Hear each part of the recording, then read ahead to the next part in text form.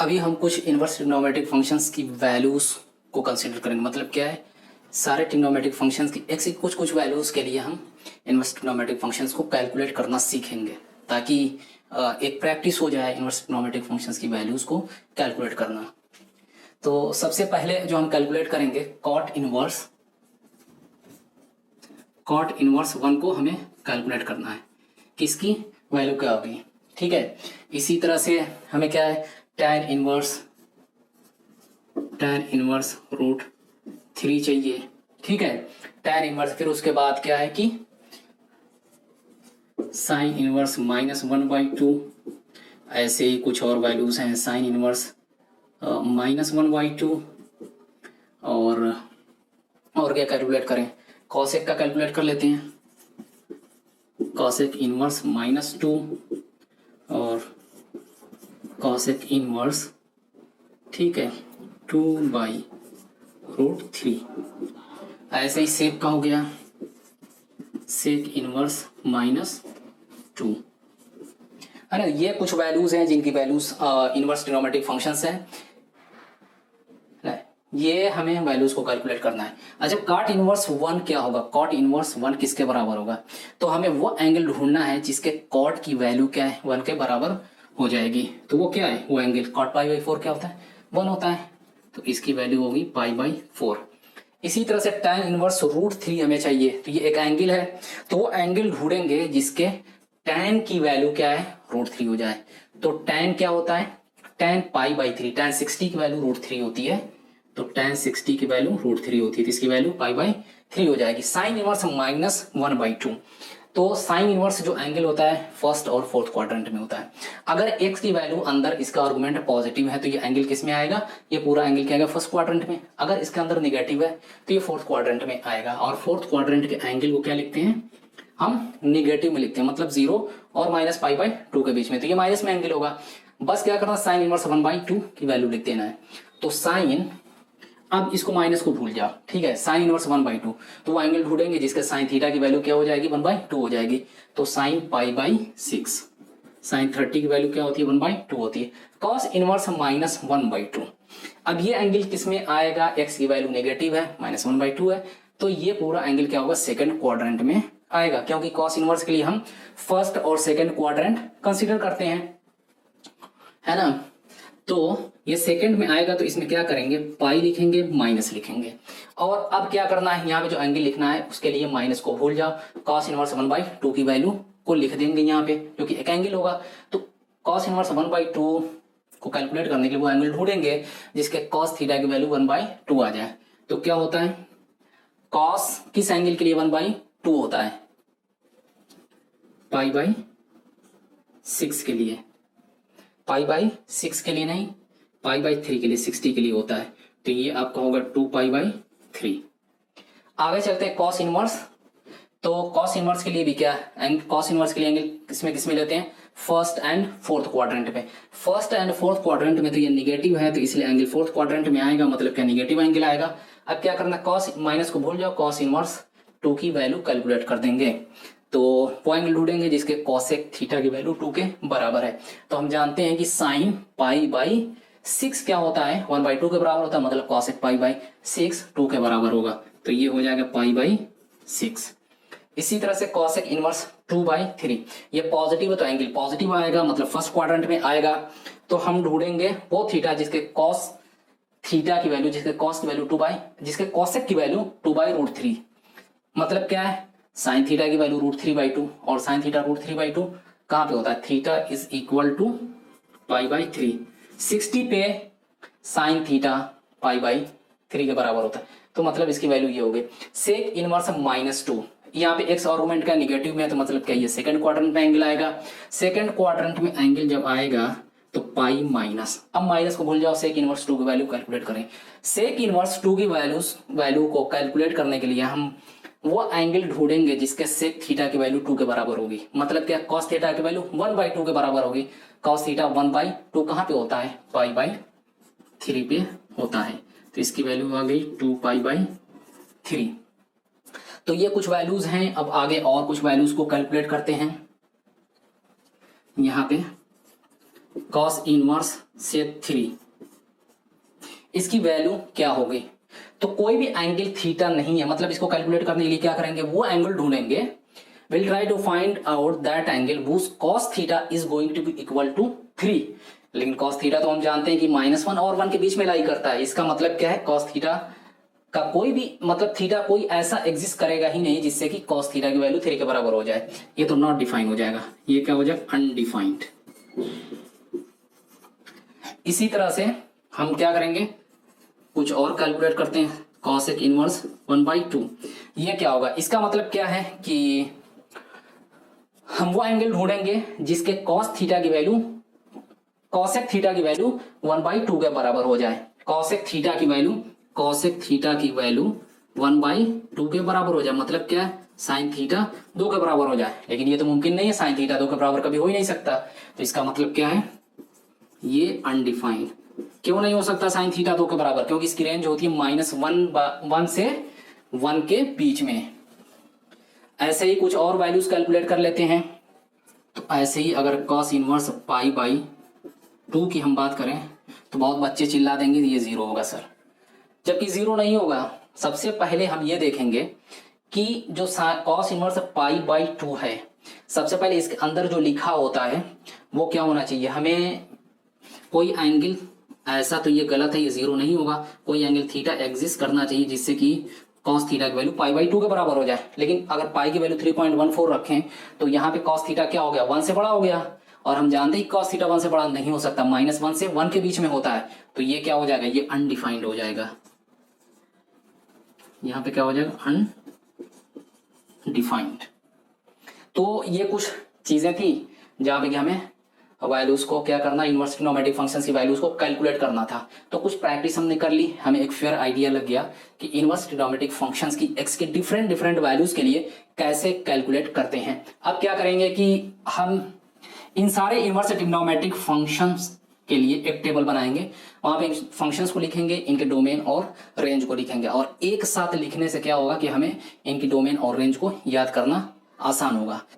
1, अच्छा ये भी कर लेते हैं, 2, 3, 4, 5, 6 रोज चाहिए, 2, 3, 4, 5, 6। इसमें लिख लेते हैं हम फंक्शन को, और यहां पे लिख लेते हैं domain.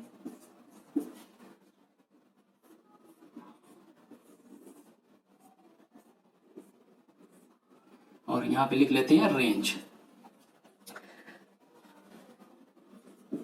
Sign inverse x, cos inverse x, tan inverse x, cot inverse x, sec inverse x, cosec inverse x. एक बात यहाँ पे ध्यान देने वाली है कि जो साइन एक्स का रेंज होगा, साइन एक्स का जो रेंज होगा वो रेंज होगा, वो साइन इनवर्स एक्स का डोमेन हो जाएगा। मतलब इन ट्रिग्नोमेट्रिक फंक्शंस के डोमेन वो क्या होंगे, जो इनके करेस्पॉन्डिंग ट्रिग्नोमेट्रिक रेशियोज के रेंज होंगे। तो हमें पता है कि साइन एक्स की रेंज क्या होती है, -1 से 1 के बीच में, तो इसका डोमेन क्या हो जाएगा, -1 से 1। इसी तरह से कॉस एक्स की जो रेंज होती है वो होती है -1 से 1, तो इसकी डोमेन हो जाएगी कॉस इनवर्स एक्स की -1 से 1। इसी तरह से tan इनवर्स एक्स का अगर देखें तो इसकी रेंज होती है -∞ से इन्फिनिटी, तो tan एक्स की रेंज क्या होती है, r होता है ना। तो tan इनवर्स एक्स का डोमेन क्या हो जाएगा, r। Cot inverse cot x की रेंज क्या होती है, r होती है। ट्रिग्नोमेट्रिक फंक्शन जहां पे हमने पढ़ा था, सारे ट्रिग्नोमेट्रिक फंक्शन के डोमेन और रेंज की बात की थी। अगर तुम्हें ग्राफ याद है, डोमेन और रेंज याद है, तो ये लिखना बहुत आसान है। कॉट एक्स की रेंज क्या है, वो भी r थी, तो इसका डोमेन r हो जाएगा। सेक इनवर्स एक्स का जो डोमेन था, सेक इनवर्स एक्स का जो डोमेन था वो रेंज, डोमेन नहीं, सेक इनवर्स एक्स की रेंज जो थी वो थी -∞ से -1 क्लोज्ड यूनियन 1 से इन्फिनिटी। तो ये क्या है, सेक एक्स की रेंज है, तो ये सेक इनवर्स एक्स की डोमेन हो जाएगी। और इसी तरह से कॉसेक एक्स की जो रेंज थी, कॉसेक एक्स की जो रेंज थी वो थी ये, तो ये इसकी डोमेन हो जाएगी। ठीक है, तो अब क्या डोमेन, साइन एक्स की डोमेन क्या था, अच्छा, यहाँ पे क्या है कि हमने पहले ही बात कर रखी थी कि दो कैटेगरी में बांट रखा था हमने, sine inverse cos inverse x और tan इनवर्स एक्स का जो डोमेन होगा वो फर्स्ट और फोर्थ क्वाड्रेंट से आएगा।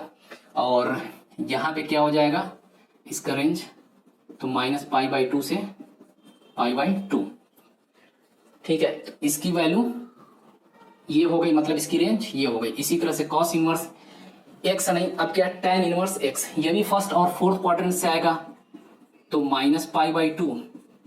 लेकिन इसमें थोड़ी समझदारी दिखानी है कि tan x जो होता है वो -π/2 और π/2 पे डिफाइन नहीं होता। अगर ग्राफ याद है तुम्हें tan x का, तो तुमने देखा होगा कि π/2 के ऑड इंटीग्रल मल्टीपल पे असिम्प्टोट होता है, तो वहां पे फंक्शन डिफाइन नहीं होता। जब डिफाइन नहीं होता उस थीटा पे, तो हम क्या करेंगे, वो वाला थीटा इंक्लूड नहीं करेंगे इसमें, तो इसलिए यहाँ पे ओपन ब्रैकेट रहेगा। इसी तरह से कॉसेक इनवर्स एक्स के लिए, कॉसेक इनवर्स एक्स की अगर हम बात करें तो ये भी फर्स्ट और फोर्थ क्वाड्रेंट में आएगा। तो इसमें क्या है कि -π/2 और π/2 के बीच में एक जीरो आता है, तो ये अगर डिफाइन होना है तो कॉसेक एक्स को क्या होना पड़ेगा, डिफाइन होना पड़ेगा। और कॉसेक एक्स कहाँ पे डिफाइन नहीं होता, जहां पे साइन थीटा जीरो होता है। साइन थीटा जीरो कहाँ पे होता है, पाई के इंटीग्रल मल्टीपल पे, तो जीरो पे साइन थीटा नहीं डिफाइन होगा, पाई पे नहीं डिफाइन होगा और -π पे डिफाइन नहीं होगा। तो ये भी फर्स्ट और फोर्थ क्वाड्रेंट में जाना, मतलब -π/2 से π/2, लेकिन ये जीरो पे डिफाइन नहीं होगा, तो इसको ब्रेक करेंगे, ओपन क्लोज्ड, यहाँ पे ओपन, फिर जीरो से स्टार्ट होगा, π/2 पे जाएगा, क्लोज रहेगा यहाँ पे। तो ये एक कैटेगरी हो गई जहां पे ये तीनों फंक्शन क्या आएंगे, रेंज क्या होगी, मतलब थीटा क्या होगा, फर्स्ट और फोर्थ क्वाड्रेंट में आएगा। अब यहाँ पे कॉस इनवर्स एक्स की बात करते हैं। कॉस इनवर्स एक्स ये हो गए, ये हो गया और ये एक कैटेगरी में आ गए, और ये जो हो गए तीन, ये एक कैटेगरी में आ गए। इनकी जो रेंज आएगी वो आएगी फर्स्ट और सेकंड क्वाड्रेंट में, मतलब 0 से पाई के बीच में। तो इसके लिए क्या है, कॉस एक्स तो फर्स्ट और क्वाड्रेंट में, तो यहां से इसकी रेंज हो गई 0 से पाई, क्योंकि कॉस एक्स इंटरवल में हर जगह पे डिफाइन होता है। इसी तरह से कॉट इनवर्स एक्स क्या आ गए, तो कॉट हम ये देखेंगे कि कॉट एक्स क्या 0 और π/2, 0 और पाई के बीच में कहीं अनडिफाइन है, अगर अनडिफाइन तो उसमें से निकाल देंगे उसको। तो कॉट इनवर्स एक्स कब डिफाइन हो, मतलब कब नहीं डिफाइन होगा, जब कॉट एक्स नहीं डिफाइन होगा। और कॉट एक्स कहाँ पे डिफाइन नहीं होता, जहां पे tan x 0 होता है। tan x 0 कहाँ पे होता है, tan x 0 कहाँ पे होता है, पाई के ऑड इंटीग्रल मल्टीपल, पाई के इंटीग्रल मल्टीपल पे। तो 0 और पाई के बीच में पाई के इंटीग्रल मल्टीपल कौन है, 0 और पाई है, तो इसको हटा देंगे यहां से, 0 पाई। फिर यहाँ पे sec inverse x, sec inverse x में अगर देखें तो ये डिफाइन कब होगा, इसके लिए क्या सेक थीटा डिफाइन होना चाहिए। सेक थीटा को डिफाइन होने के लिए अगर, मतलब सेक थीटा डिफाइन कहाँ पे नहीं होगा, जहां पे कॉस थीटा 0 होगा। कॉस थीटा 0 कहाँ पे होता है, π/2 पे, तो π/2 इसमें से निकाल देंगे, 0 π/2 ओपन, π/2 पाई, है ना। तो ये हमारी एक कंप्लीट टेबल हो गई। इसे हमें बिल्कुल याद कर लेना है, और याद करने का बेहतरीन तरीका यह है कि इसे तुम कई बार खुद लिख करके देखो, एक बार ध्यान से देखो और 3 से 4 बार इस टेबल को लिख के देखो, तो फिर वो भूलेगा नहीं। अब यहाँ पे हम क्या करेंगे, ग्राफ को ड्रॉ करेंगे इनवर्स ट्रिग्नोमेट्रिक फंक्शंस के। तो सबसे पहला जो ग्राफ है वो है y sin इनवर्स x। इसका जो ग्राफ होता है वो कुछ इस तरह से होगा, ये x axis, this is y axis. तो हमें पता है साइन इनवर्स x का डोमेन और रेंज क्या है। डोमेन क्या होता है, -1 से 1, और रेंज साइन इनवर्स का -π/2 से π/2। तो ये इसका ग्राफ हो गया। सेकेंड है, अच्छा एक और चीज है, ये ग्राफ क्या है, ये बिल्कुल इंक्रीजिंग है, जैसे जैसे राइट हैंड साइड में जा रहा है ग्राफ क्या ऊपर को जा रहा है। और ये ग्राफ क्या, इसका रूट्स क्या है, ये ओरिजिन से पास हो रहा है तो इसका रूट x = 0 हो गया, है ना। ये फंक्शन पीरियोडिक नहीं है। इसकी मिनिमम वैल्यू क्या हो जाएगी, -π/2 हो जाएगी, और मैक्सिमम वैल्यू π/2 हो जाएगी। आगे चलते हैं, सेकेंड ग्राफ जो है वो है कॉस इनवर्स x। इसके ग्राफ को ड्रॉ करने के लिए हमें एक्स एक्सिस ड्रॉ करनी है, एक्स वाई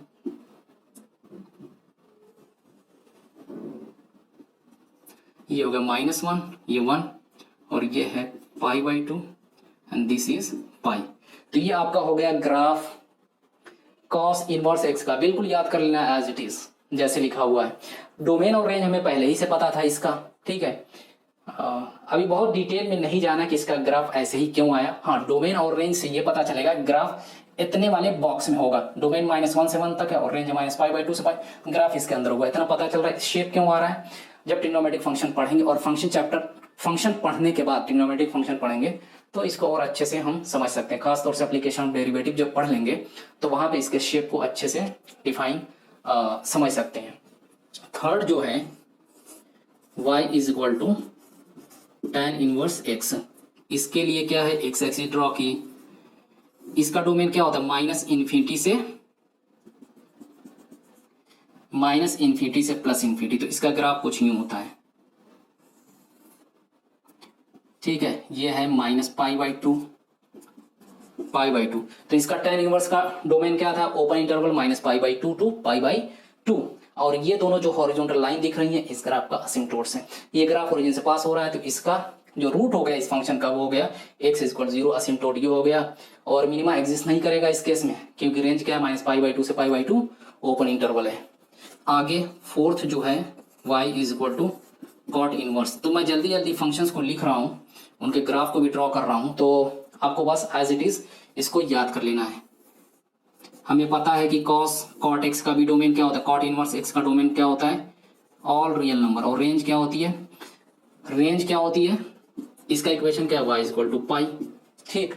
तो रेंज क्या होती है, 0 से पाई के बीच में, 0 से पाई के बीच में ओपन इंटरवल। इसका ग्राफ कुछ यूं जाता है और ये है π/2। फिफ्थ हो गया, ये फिफ्थ हो गया।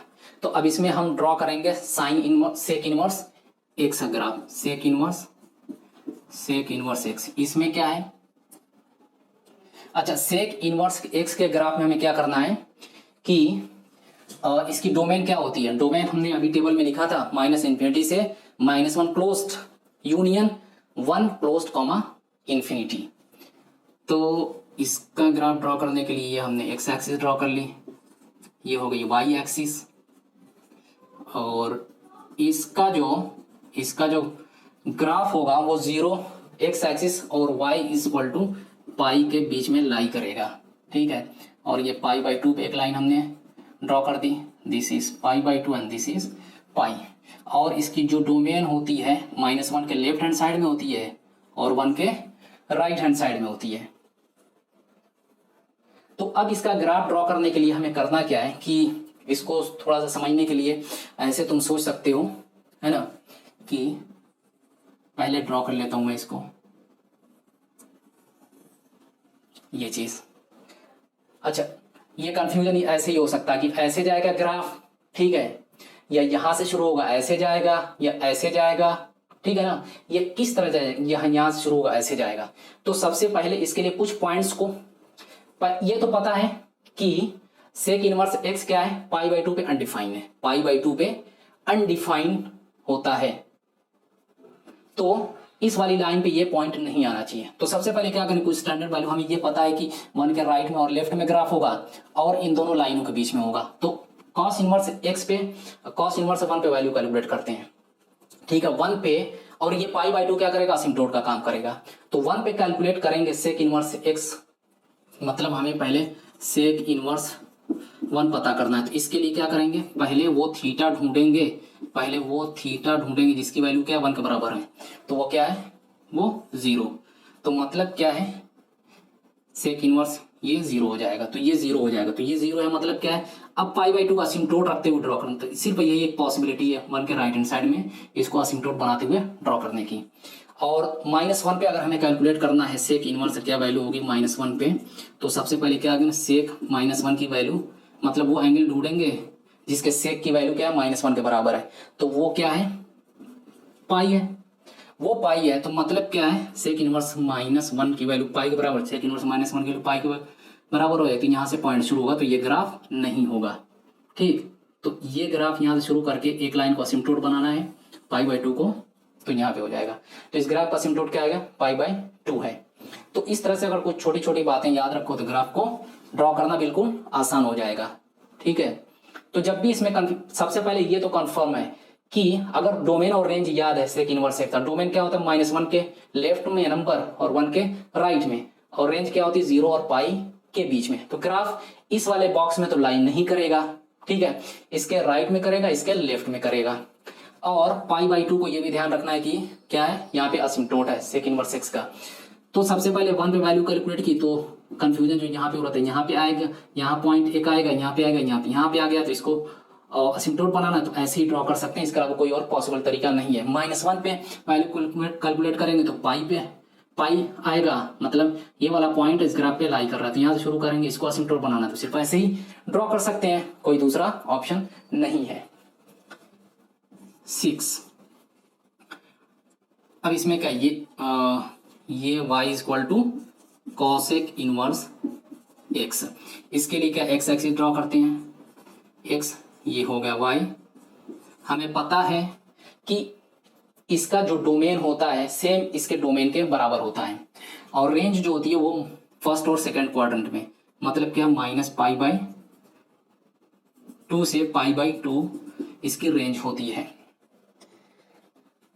और ये हो गया आपका π/2 एंड दिस इज -π/2, और ये है आपका -1 and this is x equal to 1 पे कैलकुलेट करते हैं, देखते हैं इसकी वैल्यू क्या आती है।